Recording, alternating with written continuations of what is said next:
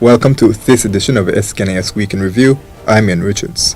It's been a very busy week for the government of St. Kitts and Nevis as they move to progress the nation and serve the people. Here are some of the highlights. The official calendar of events for the 33rd anniversary of independence in St. Kitts and Nevis was launched. The calendar outlines the return of favorites such as the Independence Day Parade and National Colors Day. As is the custom, members of the cabinet visited various schools to celebrate the special occasion with students. The Honourable Vincent Byron Jr., Attorney General, and Government Minister Honourable Ian Patches-Liburd visited the St. Peter's, Beach Allen, Tucker Clark, Irish Town and the Dr. William Connor Primary Schools, as well as the Cotton Thomas Comprehensive School. Independence Day is a very important day in the life of any country. And you have to understand it is like a birthday. Everybody knows what a birthday is? And what happens when you have a birthday? You have a big party. You celebrate your birthday. So that independence is a time when we celebrate a very important day in the life of our country. Your attitude will determine your altitude. It will determine how far and where you go to. It's your only time, your only opportunity. You'll get a primary education, so you have to make the best use of it. So good luck, God bless you from here on during your education journey. Also this week it was announced that Larry Quinlan, a distinguished national of St. Kitts and Nevis, is the featured speaker at this year's Prime Minister's Independence Lecture Series.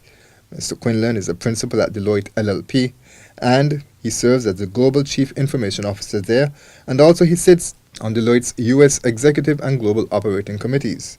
The Prime Minister's Independence Lecture Series will be held at the Nevis Performing Arts Centre and is the first time it has been staged in Nevis. Thousands of students and teachers returned to their respective schools on Tuesday after inclement weather from the passage of a tropical wave delayed the start of classes by one day.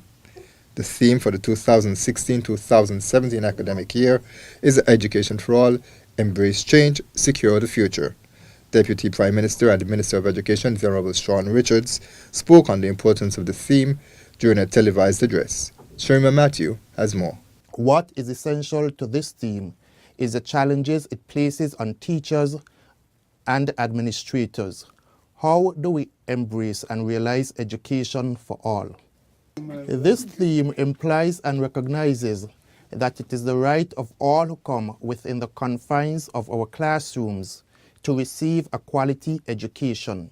Therefore, this must become the mission of all of us who are charged with the delivery of education in our country. In keeping with this theme, the Deputy Prime Minister announced that during the new school year, the Ministry of Education will embark on a national teacher reward system in recognition of the outstanding and excellent performance by hard-working teachers.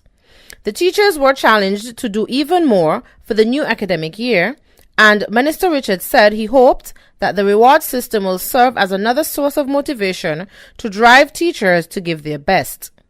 An appeal was also made to parents and guardians to partner with school officials to ensure that their child or children get the best education possible. To do this, I ask that you get to know your children's teachers.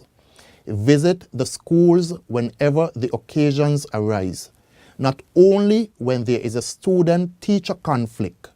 Attend parent-teacher meetings and conferences.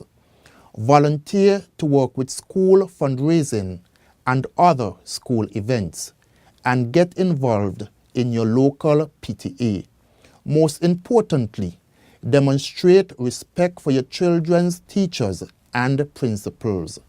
Strong student-teacher-parent relationships, I assure you, will promote greater student learning and success. Now a number of trainees from the People Employment Program, or PEP, who were housed at the Newtown Community Centre have been placed in work establishments.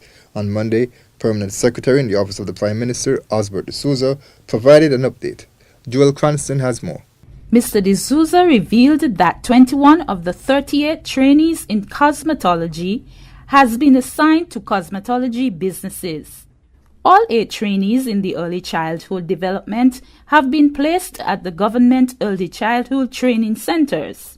4 persons of 8 in computer graphics have been assigned, and 2 out of 5 persons in office administration have also been placed in institutions of work. I want to take this opportunity to thank all of the businesses and government institutions that cooperated with us to ensure that the trainees had a place where they can go and put their learning from their stint at the Newtown Community Center into operation.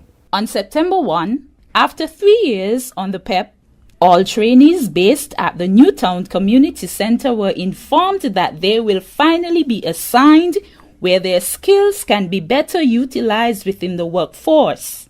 The trainees were also informed that they will continue to receive their stipends. The decision was made after an extensive evaluation of the program at the Newtown Community Center had been completed. Thank you, Joel. Moving on, cabinet officials continue to dialogue openly with the public. On Thursday, persons from the Macknight community and the surrounding areas attended the latest Discussion for Prosperity Town Hall meeting. They heard directly from Prime Minister Dr. the Honorable Timothy Harris, Premier of Nevis and Senior Minister in the Federal Cabinet, the Honorable Vance Amory, Minister of Public Infrastructure, et al., Honorable Ian Patches-Liberd, and Minister of Health, People Settlement, et al., Honorable Eugene Hamilton. The Prime Minister of St. Kitts and Nevis, Dr. the Honorable Timothy Harris, also appeared on WinFM's Voices radio program with Nourish Nutal earlier this week. He discussed a number of topics including good governance, the continued growth of the economy, the second round of the Fresh Start program, and the rehabilitation of prisoners. A point of emphasis was dismissing the rumors about cutbacks in Social Security benefits for pensioners. There has been no proposal that has come neither to the Board of the Social Security nor to the Cabinet of St. Kitts and Nevis that would require or call for a 40% adjustment or cutback, as he put it, in payments to any beneficiary of the Social Security scheme. Dr. Harris said the most recent Social Security actuarial report makes no reference to any cut and said the report will be made public. The actuary would say when you look across the landscape of Social Security payments in the Caribbean region and beyond, that the average payment range is about 65 in terms of pension, and you could check with other countries, you'd see that the qualifying year is 65, in our context it's 62.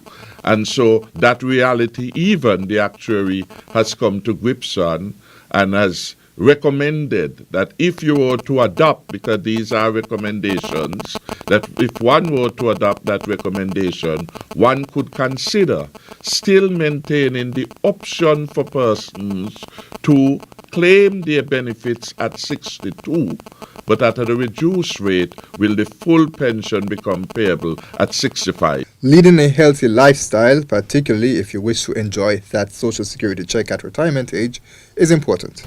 Alicia Blake reports. St. Kitts and Nevis has been hailed as the first member of the Organization of the Eastern Caribbean States to successfully implement a pilot program on the Stanford University Chronic Disease Self-Management Program, CDSMP, which was regionally renamed the Better Health Begins With Me program, as was revealed at the opening of a chronic disease leader training workshop. St. Kitts and Nevis was the only country in the OECS to go along this route initially, because this is what propelled the success and encouraged other countries in the OECS. Hey, this program can work. Let us now get involved. The success of the program was measured objectively with clearly defined indicators, and since then the PAHO ECC has developed a monitoring and evaluation plan to be utilized by other countries, and have also asked countries to develop a national plan. The CDSMP was developed via a collaborative effort of the Stanford University and the Northern California Kaiser Medical Care Program. Before we leave, here are a few quick hits. Premier of Nevis and Minister of Labour and Social Security, Honorable Vance Amory, met with Julian Moore, the General Manager of the Park Hyatt Hotel in St. Kitts, to discuss plans for the hotel and its contribution to St. Kitts and Nevis' economy. Law enforcement officials, taxi operators, primate vendors and others took part in a workshop organized by the St. Kitts Tourism Authority. The topic was customer service. And that's all for this week's edition of SKNIS Week in Review. I'm Ian Richards.